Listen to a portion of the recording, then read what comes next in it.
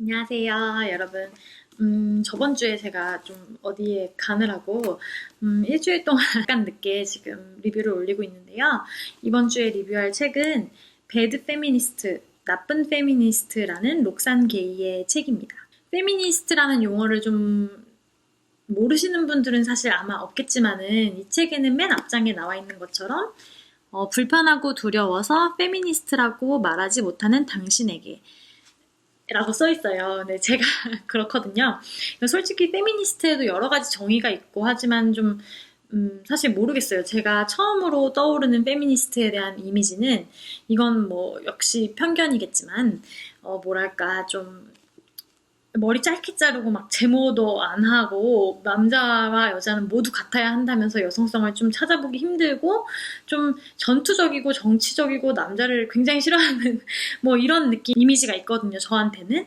근데 이 책은 작년 2016년도에 최고의 책으로서 여러 매체에서 뽑혔고, 그리고 우리나라에서도 번역되기 전에도 새로운 페미니즘의 고전이라고 불리면서 미국에서도 굉장히 잘 팔린 책 중에 하나였다고 해가지고 제가 읽게 되었어요.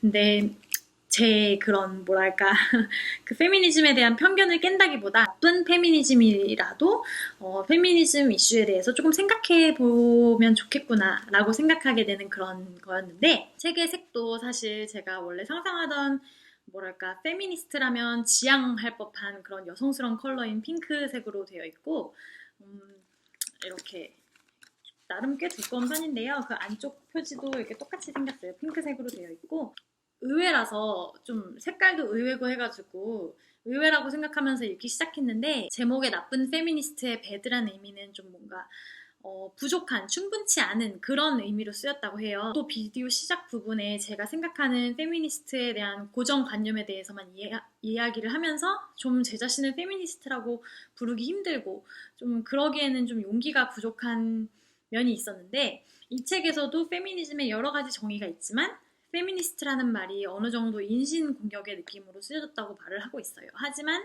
저자 록산 게이는 이제 페미니스트로서 부족한 자기 자신을 나쁜 페미니스트라고 정의를 하면서 페미니스트가 아예 아닌 것보다는 나쁜 페미니스트가 되는 편이 훨씬 낫다고 이야기를 하고 있어요. 그리고 여러 주제에 대해서 나쁜 페미니스트로서, 그러니까 부족한 페미니스트로서 자신의 생각과 우리가 이제 지나쳐버릴 만한 여러 이슈들을 페미니즘의 관점에서 설명을 하고 있는데, 에세이 형태로 마치 다른 어떤 사람의 블로그나 일기장을 읽는 듯한 좀 그런 투로 적혀 있거든요. 그리고 굉장히 재미있게 쓰여 있어서 읽는데 무리가 없었던 것 같아요.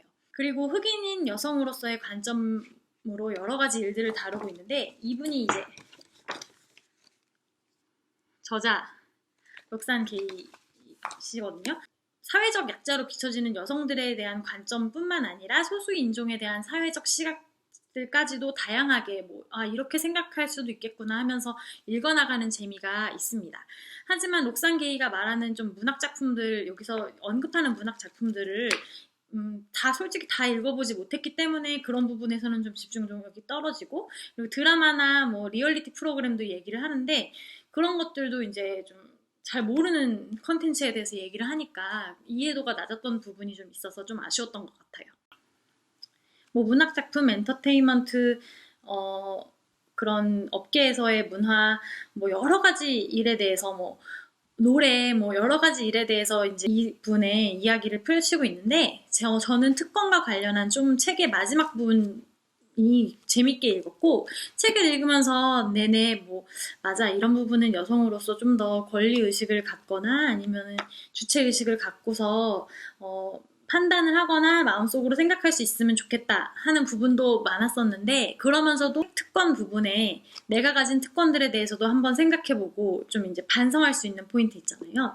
여성으로서 이런 건 부족하지만 나는 이런 특권을 가졌기 때문에 뭐 좀 그거에 대해서 좀 알고 있어야겠다 하는 반성하는 포인트가 되어서 좋았었습니다. 그리고 논리적으로는 저한테 맞다는 생각이 들어서 또 특권 부분이 공감이 갔는데, 그러니까 내가 소수자로서 뭐 여성이든 어떤 권리이든 인정을 받으려면 나의 특권 또한 인정해야 한다라는 게 이제 이 부분의 주장의 논리적인 흐름인데, 예를 들어서 내가 만약에 동양인 레즈비언이라고 치면은 동성애나 페미니즘 논하기 전에, 그런 사람들에 대한 뭔가 불이익에 대해서 논하기 전에 동양인으로서의 특권을 먼저 인정하라, 뭐 이런 내용이에요.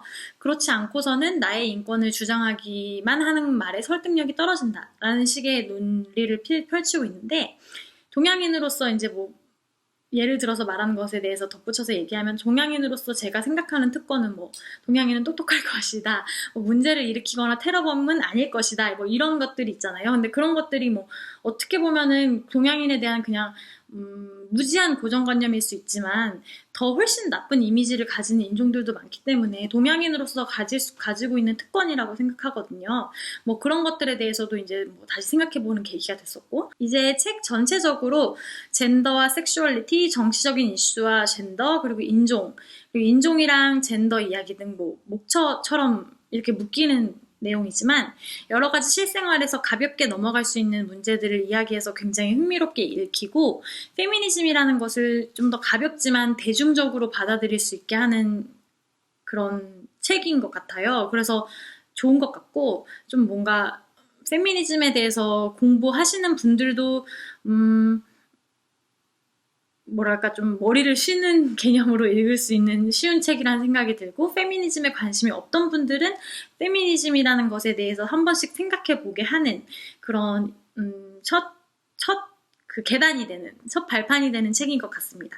4부에서 이제 목차가 4단계로 나눠지는데요. 4부에서 이제 총 정리라고 볼 수 있는 페미니즘에 대한 얘기를 직접적으로 써요. 근데 이 서점에서 시간이 나신다면, 잠깐 이 책이 보이신다면 그 부분만 읽어도 좀 좋을 법한 부분이라서 알려드리고 싶었고, 2016년에 좋은 책으로 선정이 많이 되었어요. 이 나쁜 페미니스트라는 책이. 그래서 더더욱 신뢰를 가지고 읽게 된 책이지만, 저자 특유의 유머와 이제 가벼움 속에 뼈있는 의견들로 이제 읽으면서 제가 이제 책을 되게 좋았던 책이었다라고 생각하게 하는 기준 중에 하나인, 여러 가지 생각을 열리게 해주는, 책을 통해서 열리게 해주는 그런 주제를 전달해주는 책이어서 추천하는 책이고, 그리고 타임지는 2014년에 그때 미국에서 이게 출판이 됐었는데, 록산 게이의 해라고 칭하면서 유례없는 페미니즘의 주제로 성공을 이룬 책이었다고 합니다. 이렇게 배드 페미니스트에 대해서는 뭐 간단하게 리뷰를 마치겠고요. 다음 주에는 더 재밌고 좀 신선한 책을 가지고서 돌아오도록 하겠습니다. 안녕!